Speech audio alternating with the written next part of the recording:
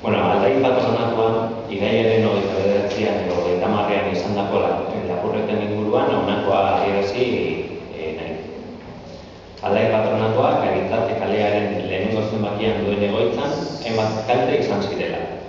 Beheko solairuaren aluminiozko kristalera soporteak, aulki bat, areto nagusiko armairuaren ate bat, liburutegiko bi armairuen ateak eta kartonerak, eta 8., 9., 10., eta 21. bulegoen aluminiozko ateak. Bizarralekoan eta Egizu Getxo Euskaldun elkartek partekatzen duten 10. bulegoan, hainbat gauza desagertu zirela. 800.000 euro, 3 argazki makina, 2 sakeleko telefono eta linterna bat. Getxo bi elkarteak duen 21. bulegoan, 200.000 euro eta 2 txekera eraman, pakete patata frikitu pakete bat jarri egin zutela eta zu txiki bat egin zutela. Ukaberri.net argitaratzen duen Ukaberri elkartearen 9. bulegoan hainbat gauza desagertu zirela. Ordenagailu eramangarri bat, disko gorri eramangarri bat, 2 argazki makina digital, MP3 erreproduktore bat eta horiei lotutako kableak eta barrekoak. Lapurrek ordenagailuak, pantaila planoak, DVD-ak, bideoak eta bestelako material garestia zegoen lekuan utzi egin zutela. Gela guztietan, lapurrek dokumentazioa miatu zuteneko arrastoak zeudela.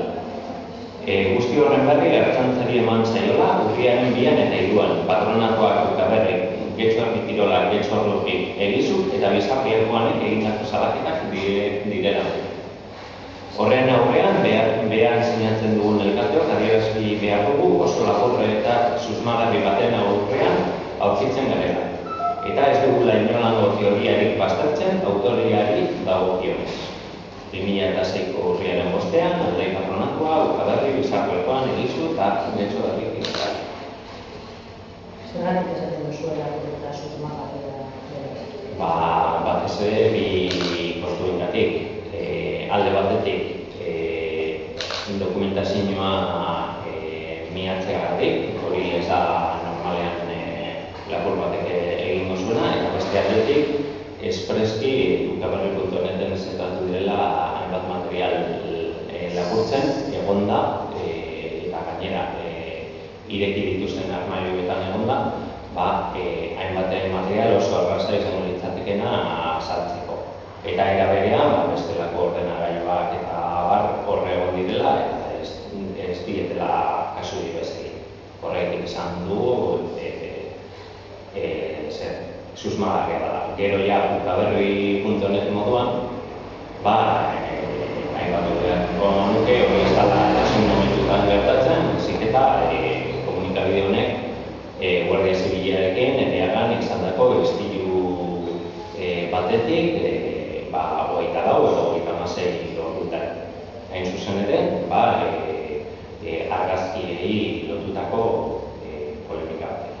Eta polemika hori bukatu zala, hain zuzen ere, Guardia Zibila, ya nos veremos esaten gure argazkiak. Kontatu erraz. Gauza beraz, por qué decís? Beste galdera bi.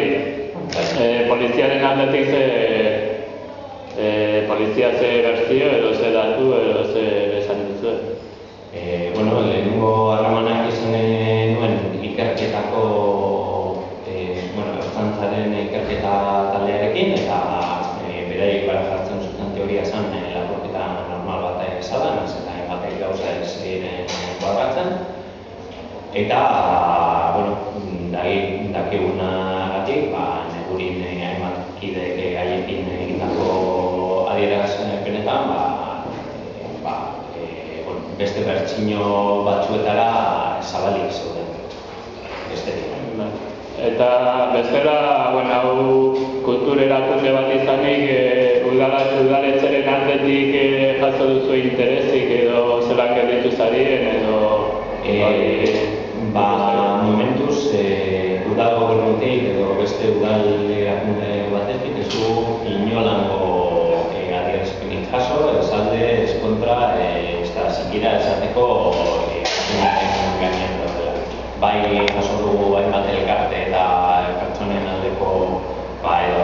sentimenduak edo interesa jakiteko zer gertatu da, baina, desde luego, Uribe Kostako udalen aldetik, ez dugu inolako mezurik jaso. Bai, eta amaitzeko Udaberri zelan gertatu da orain? Bueno, momentu honetan, Udaberri dabil lan egiten Itxobaltzeta gaztetzea eta horrela bete getxoko jarkak laborategiak gutxitako getxoko batean, zuzen ere hainbat eskaintza izan dugu hainbat elkarte eta pertsonen aldetik, baina baliabide hobeak zituenak bitxia da, baina gaztetxe bat zan. Eta orduan hortan ari gara lan egiten. Batu beharko dugu behar duguna material hori ordezkatzeko, eta argi dagoena